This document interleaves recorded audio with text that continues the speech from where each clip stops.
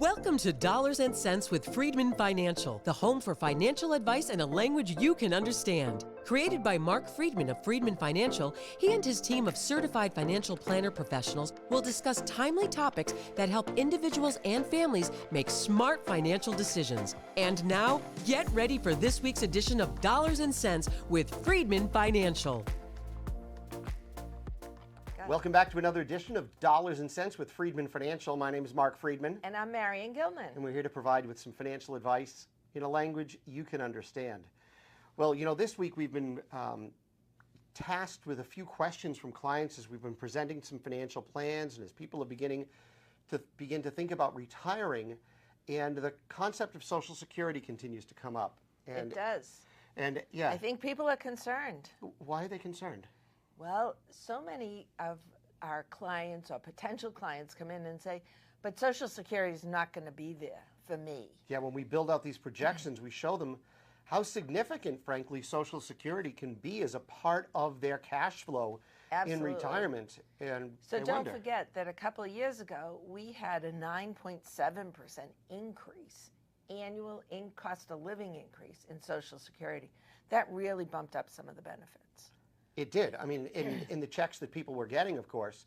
Right. But I'm talking about for people that, as they were preparing for retirement, a couple of years from now, they think to themselves, well, will I really get that Social Security, or how long will it last? And so, Marion, what are we telling people? Well, so Social Security is significant now in that plan. And there are a lot of considerations when you think about Social Security. And I know many people are scared because they hear that the Social Security Trust Fund is going to run out of money in 2035, 2030 something. Right. You know, they change it all the time. It changes. And is that a possibility? It is. But the Social Security Trust Fund is very different than Social Security itself that is paid out to individuals. What do you mean by that? Well, so the Social Security Trust Fund is a backup fund, but the majority of anyone who is collecting Social Security, the majority of their payment comes from people who are currently working and paying into the system.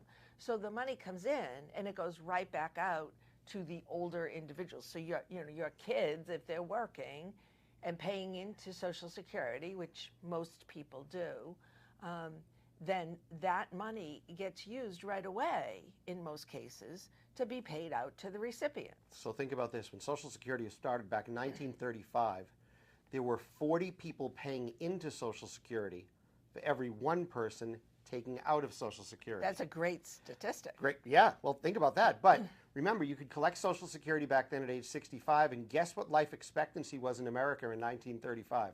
I think it was 65. It was 65. So, you know, it was to extend it a little bit. And so what's happened recently is, of course, we went through this baby boom that we're experiencing, all of these births that happened during World War II. And people are starting to collect Social Security. Medical science has gotten better. People are living longer. So life expectancy today is in the early 80s. And so people are collecting for a longer period of time, and thus there are less people paying into Social Security. Right now, I think it's either 3-to-1 or 2-to-1. Really, it's that close. Yeah. But there is still at least one person paying in for every person collecting. And for the most part, you know, people who are paying in do pay in more than what is going out. Absolutely. But again, it is very realistic to think that backup trust fund could be depleted in the mid-2030s. That does not, however, mean that you're not going to get any Social Security. That does not relate one to one. So, Marion, when we're thinking about providing advice to clients who are in their 50s and their 60s and they're approaching retirement, and they get their statement from Social Security, are we using the numbers that Social Security gives to us to say, you can feel pretty comfortable that you're going to get this income? Well, you know, we do for people who are, you know, very close to retirement. It's unlikely that the benefit is going to change dramatically for those who are 60, 62, 64. I mean, you're very close. But for somebody in their 40s, That's a much more delicate situation. Well, but it's not that it's going away, and I don't want to Right. scare anybody No, saying it's going away. I don't want to So say first, that first either. of all, anybody who's collecting Social Security, don't worry about it. You're getting your Social Security. Certainly those, I believe, and I've been using the number 50 plus, I feel that you can feel very comfortable that the way that Social Security is presenting itself to you is likely to be the way that you would get it. However, for those younger, when I think those in their 40s, 30s, 20s, exactly. Congress needs to figure out a way to perpetuate the Social Security system. Now, And remember, a few years ago, they did change the age of eligibility. And for that the was full probably retirement age. That's right. So it used to be that the full retirement age was age 65. It is no longer necessarily 65. It depends on your birth year.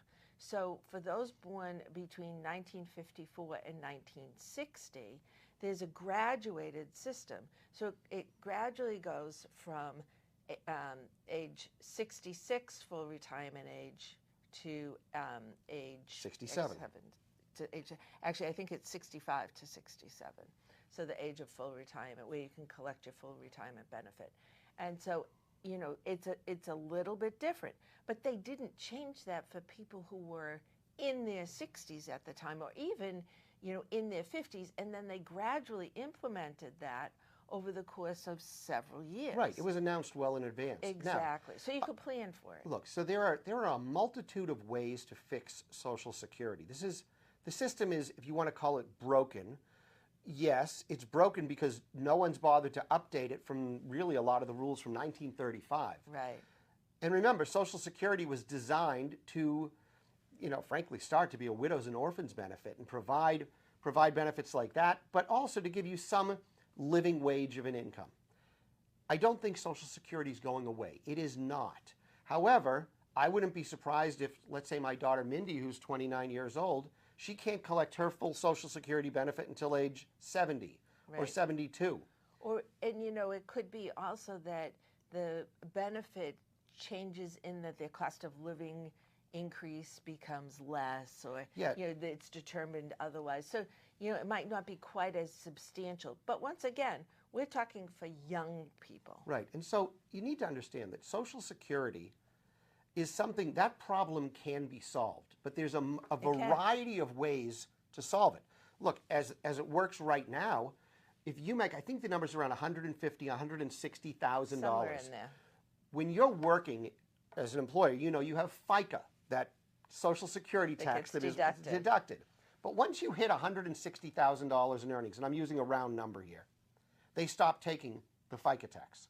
They still pull out from Medicare, but they stop taking the Social Security tax. So you could make $400,000 a year, but only have to pay FICA up to the $160,000. Now, what that also tells us, though, is that if you were making $160,000 or greater, it could be $10 million, $16 million, the maximum Social Security benefit you could get is what you would get when you cap out at $160,000. Correct. That's how that works. So there are a number of ways in which you can certainly fix this. I mean, people talk about, well, let's tax the rich a little bit more. Could you do it? Yeah. You could do it. Look, you could say, look, from $160,000 to $500,000, we won't take any more FICA tax. But if you're making more than $500,000 a year, we're going to start pulling FICA tax from you, and that money is going to go to help everybody. There's a lot of ways you can fix the system. So many ways. But who wants to be the politician that leads that charge? And, I always say that fortunately or unfortunately, those who are older, 60 plus, tend to vote all the time. Right. So they don't want to lose that. The politicians don't want to lose the vote of those who are affected by this change. Because there's So a lot of it's a conundrum for yeah, them. there's a lot of nonsense and a lot of falsities that get shared in sound bites from a variety of politicians on both sides of the aisle. Yeah. Someone says they want to change Social Security. Someone could interpret that said someone wants to kill Social Security. Yeah. And that's usually not that at all. It's not that at all. And it's not that for any of the items that have been proposed. No one's taking away Social Security. No one's taking away Medicare. But there needs to be changes that need to be done in order to give us the security and the continued prosperity in this country and cash flow that everyone in this country may need. And remember, I mean, Social Security also was not meant to completely replace your paycheck. No. That was not what it was meant for at all. Right. In It fact, was a supplement. you know, the average Social Security check that someone gets right now is around $1,200 a month. However, for those that have made the maximum allowable amount, some of those people are collecting over $4,000 per month. Right. That's a significant, when you think about $4,000 a month, and even if your spouse gets half of what you get, that's $6,000 a month being provided to you by the government. Yeah. That, you know, $6,000, that's $72,000 in income.